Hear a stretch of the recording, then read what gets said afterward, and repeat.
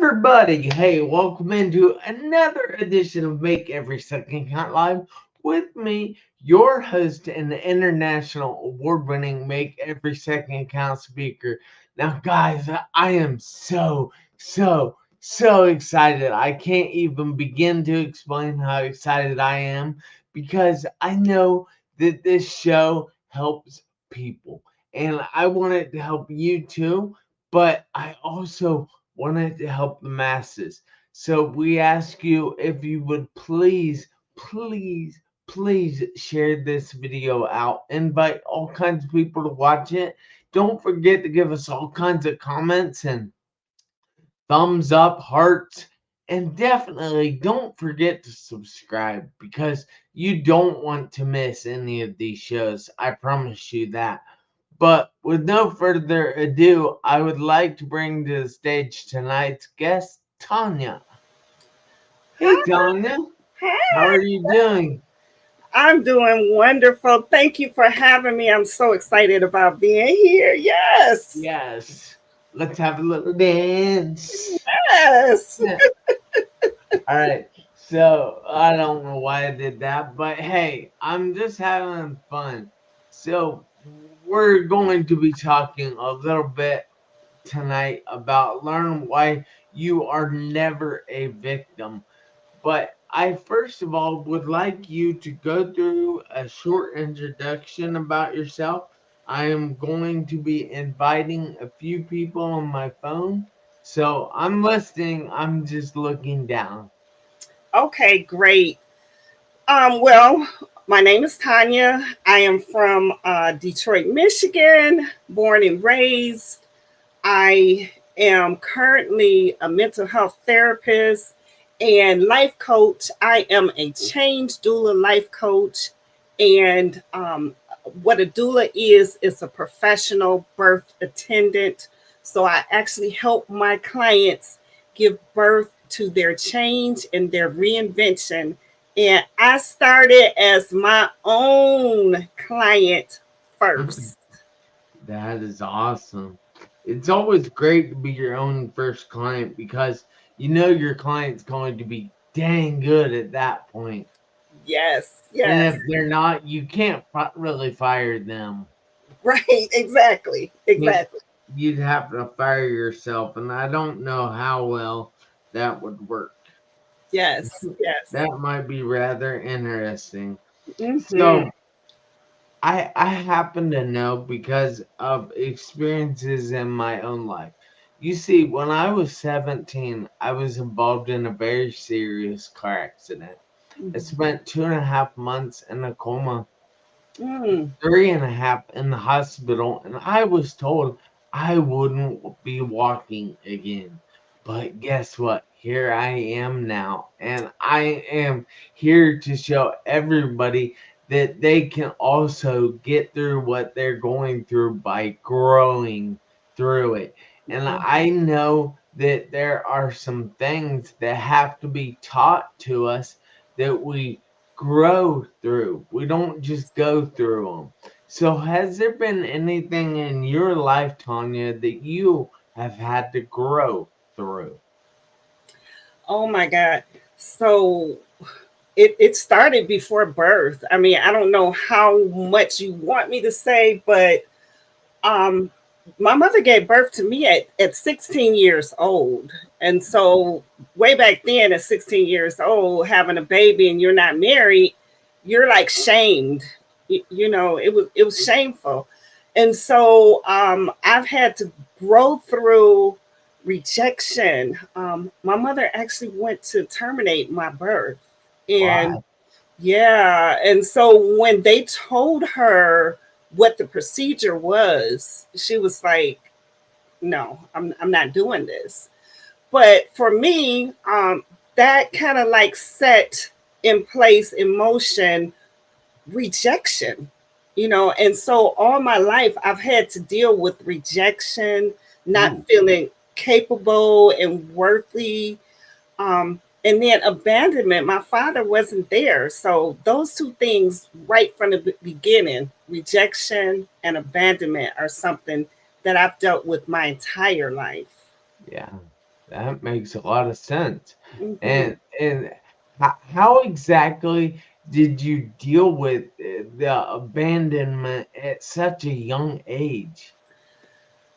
So the neighborhood that I grew up in, I started noticing probably about, I don't know, fifth grade. So maybe I was about 10. I started to notice, I'm like, there's a lot of moms and kids, but I'm like, where are the dads? And so I always felt like something was missing. Something just wasn't, it wasn't right. Um, it was at that time that I started to understand that like not everybody's family had a mom and children and not a dad.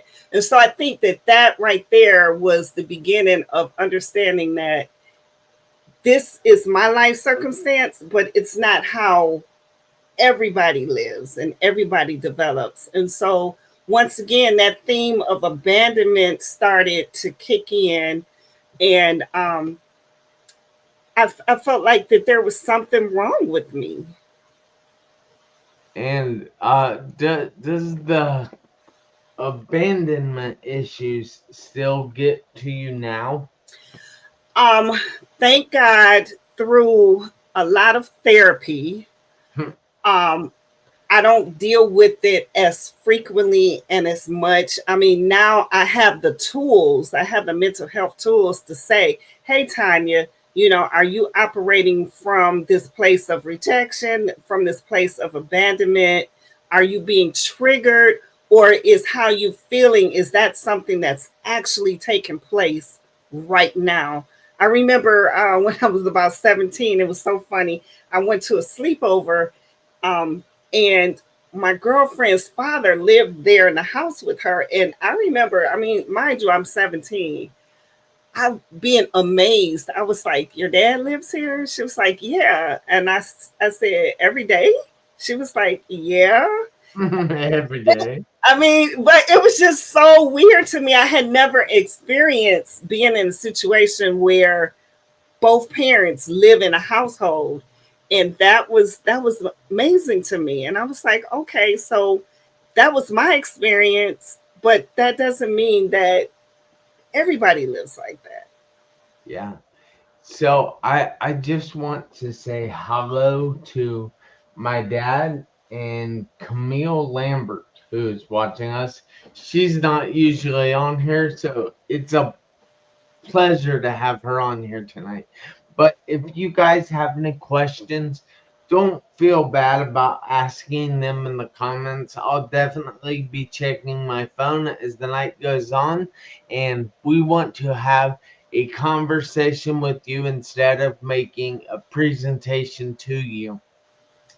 So I have to ask, how did you, all right, so you have dealt with this stuff so well because I happen to know what you do now, and it's just like, wow, that's amazing that you did that. And even before the show, you said that nobody from your area of town, the little east side of Detroit, you went to college, and you have two master's degrees. I So how did you grow through everything that you went through in order to become more? That's an excellent question. So in my high school, like my high school was in a poor community and on the east side of Detroit. And um, I remember being in high school, I remember being in a space where I didn't really think I could go to college. I remember hearing like a master's degree and was thinking like, wow, I could never do that. I went to freshman year of college and got pregnant, dropped out. But at that point, having a baby really started to help me to understand that now I'm repeating a cycle. Yeah. And if I don't make some changes, if I don't become responsible for who I am and my decisions, then this thing starts all over again.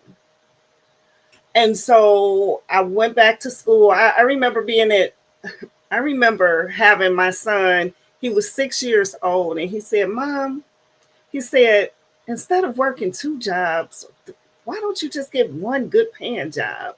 And I said, if a 6-year-old can figure it out, what's my problem? What is my problem?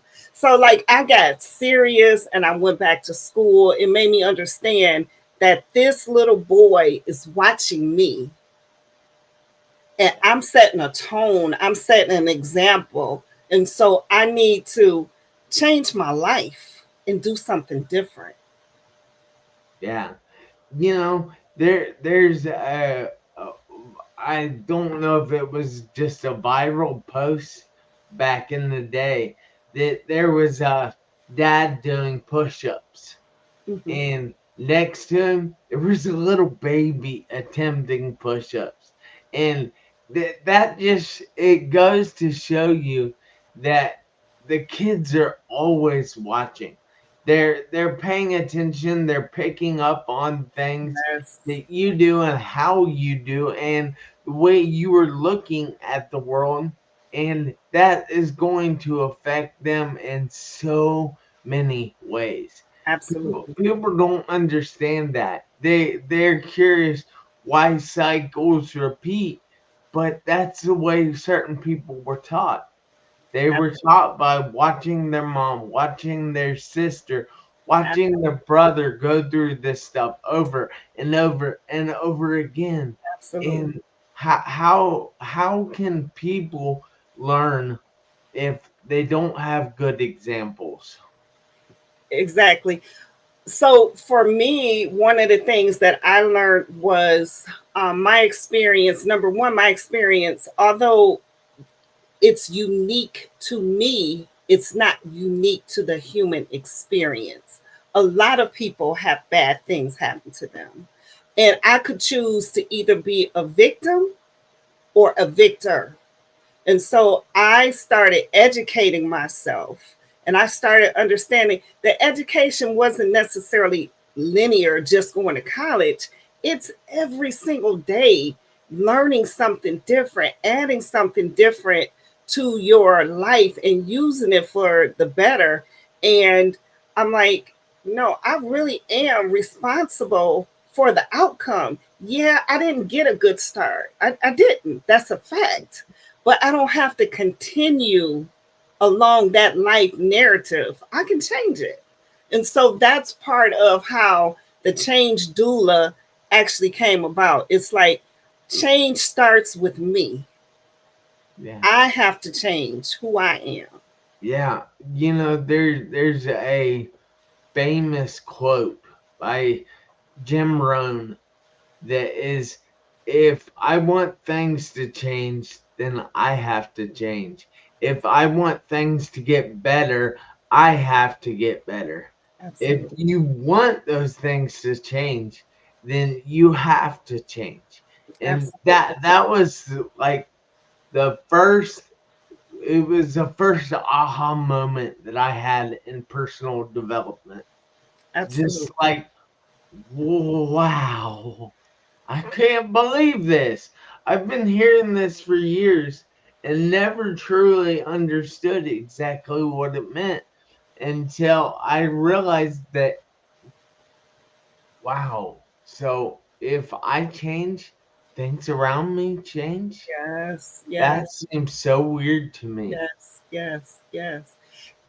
And it Yes. was hard to accept. Yes. And I mean, it's not instantaneous. It takes work. You when you've been a certain way for a while, you have to unlearn. I had to unlearn some unhealthy, dysfunctional behaviors in order to turn things around and change. But eventually they did change. Yeah. Yeah. No, everybody expects everything to happen overnight because everything in the world today is instant gratification.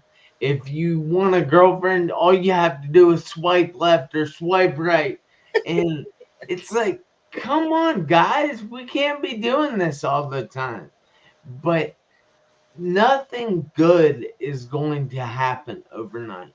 You Absolutely. have to actually put in work for it. You have to make that something rewarding to you. Absolutely. Because if it's not rewarding to you, you're not going to keep doing it. Absolutely. Absolutely. So I have to ask, do you happen to have any advice for somebody else that is looking for the change? And I know you're the change doula, so can you help other people achieve change? So, one thing that I talk about are like the stages of change. So it's 5 to 6 stages of change. But rather than discuss all of those 5 or 6 changes, I talk about three. Number one, get tired. Get tired of your circumstances. Number two, get tired of being tired. And number three, do the work. It's no magic potion, no magic solution, no magic pill. It's do the work to make the change. You make a decision to change whatever it is you want to change. Like, say, if it's you want a better job. Okay, well, getting a better job, that might require you to get some different skills. It might require you to go back to school. It's definitely going to require you to look for a job. Yeah. It's some things that you have to do. You might need to improve your job interview skills, your people skills. It's some things that you have to do to make a change. But change occurs because you do the work. Wow. You just make it seem so easy. And I know that a lot of people have trouble with it because a lot of people don't want to work. The people will stand in line to get a pill, a magic pill, but they won't stand in line for the work. And that is that I don't know, but that seems weird to me. But Mhm. I understand it at the same time because if it was my choice, I'm all right. So I wouldn't go back and change anything in my past. But if it was my choice, I probably wouldn't go through that stuff again Mhm. if I had the choice. Granted, I didn't have a choice, but you see what I'm saying? That Yeah, I, absolutely. I didn't have a choice, so I had to do the work. And that's where people need to get, but I don't want them to get to the same place I was Mhm. because I wasn't in a good place. Mhm. Mhm. So how exactly can we talk people into changing? Um, uh, so I don't really necessarily believe that you can talk people into changing. I think people change in one or two ways, either by choice or by force. That's it. You choose to make the change and you do the work, or you're forced to make a change. Um,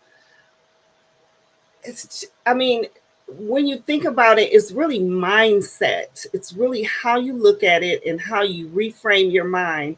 Because the truth of the matter is, change is always occurring anyway. Yeah. The seasons always change, the time always change, fashion change. Nothing ever stays the same. Technology changes. Change is always around us and it's always occurring anyway.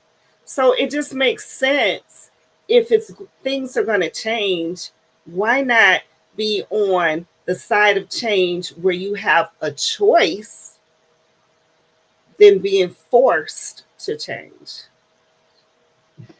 Hmm. So, but all right. Let's say there's somebody out there Okay. that I can see or you can see need to change.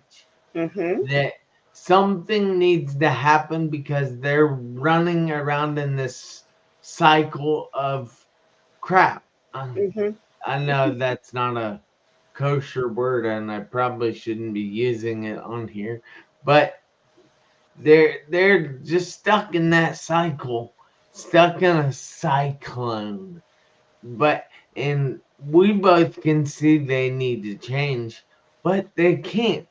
So how is it that you can show somebody that they need to change or how they need to change? That's an excellent question. One of the things that I would say, number one, is helping them to see the cycle, because you can't break cycles if you don't break the circle. You have to break the circle in order to break the cycle. So, one of the best ways to do it is to help a person see it through maybe telling a story. The story can mirror their life experience, and they can, without having their barriers up and their guard up, they can see it, the similarities between the story that you're telling, and put themselves in that story and see, like, oh, well, if this person was able to change things around, then I can do it too. I can.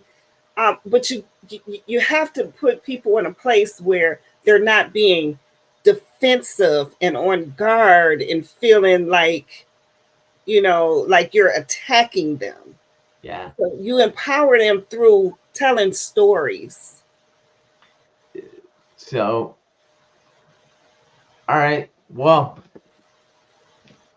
that's very important that the people out there in the world today are going through some stuff that is not the easiest.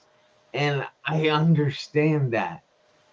But a lot of people don't seem to like mind it. They don't seem to have an issue with it. Hmm. And well, how can why is it an issue for us and not an issue for them? Let me give you an example from my own personal life. So growing up, I saw my mother in some domestic violence situations, and so once again, I repeated what I saw. Yeah. But at some point, as an adult, I had to ask myself, what is the common denominator? Like, I'm in this abusive situation, this abusive situation, this abusive situation. What's the theme? The theme was me. You Yeah. know what I'm saying? Different man, but it was still me in an abusive cycle. And so the only way I was able to get out of the abusive cycle was to change my behavior. I started to see that I could be more proactive in selecting a partner on the front end before there's a situation on the back end and I'm a victim of domestic violence. And so that is how I changed that particular situation. That is amazing. So I have a lot of friends. Like let's say I will bleh, I spit it out, Jeff. Spit it out. All right. So I have this friend whose name is Ben Bruce. He lives in Lagos, Nigeria, Mm-hmm. and he is all right. Let me tell you first of all, life is not easy there. Um, they work really hard for little pay, and Mm-hmm. they get ripped off a lot. Mm-hmm. And it's put him in situations where he can't he's unable to provide a lot of things for himself at times. Mm-hmm. Mm-hmm. And how would you tell him that he could solve that? I mean, how could you make him change in ways that he would benefit? So, that's a really good question. One of the ways, like with technology today, technology affords us so many different opportunities, and in his particular community or situation, I don't know what type of access to technology he has, but that might mean like going to a community center, going to a library, researching um like business ventures, or it's just so many different opportunities that exist because of technology. Maybe going back to school, maybe, I don't know, getting a passport or a visa to another country. Yeah. Maybe those Um, are options. but all right. So I think the difference between our country and their country is so substantial that you and I can't even imagine what he goes through. Mm-hmm. So, like, when you're saying go to a community center or a library, Mm-hmm. I don't even know if they have those. Okay. And when you're saying that he should get a visa or a passport and go somewhere else, he'd love to do that. Mm-hmm. Mm-hmm. He just doesn't have the money to do that. Mm-hmm. And that it's a cycle. He's stuck in that cycle, and I I don't know how to tell him to get out of it. What are some of his skills, his raw natural skills? I'm not sure about that. I'll have him answer your question in the comments. Okay. Yes, he'll watch this later, I guarantee it. Okay, okay. I mean, because we have raw natural talents. Like maybe he has carpentry, or um, uh, he can fix it. Maybe that could be a way out of that cycle to do more of that. So, all right, cool. I got a little off topic there. He was bugging me earlier to give him a huge shout out on tonight's show. He's normally watching live, but for some reason he probably fell asleep because he is kind of sick. He's got some bruised ribs that he got in a car accident. Ooh, Yeah, so not good. But guys, I know this was kind of a different show. And I didn't do it all exactly right. And I I tried to tag her in the video ahead of time or during the very beginning, and it kind of messed me up. And I didn't get to listen as well as I should have or I would have normally. But hey, I think it was a great show, and I hope you guys have a fantastic week. Don't forget that we are here every Tuesday night, 7 p.m. Eastern Time, on the show where we try to help you live your best life.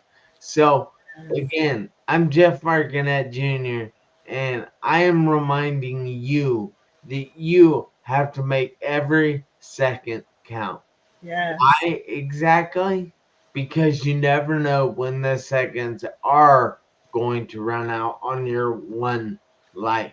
yeah. Hey, you guys have a great night. Tanya, thank you so much for taking the time out of your busy evening to be here with me and my guests or my Thank viewers. you, thank you.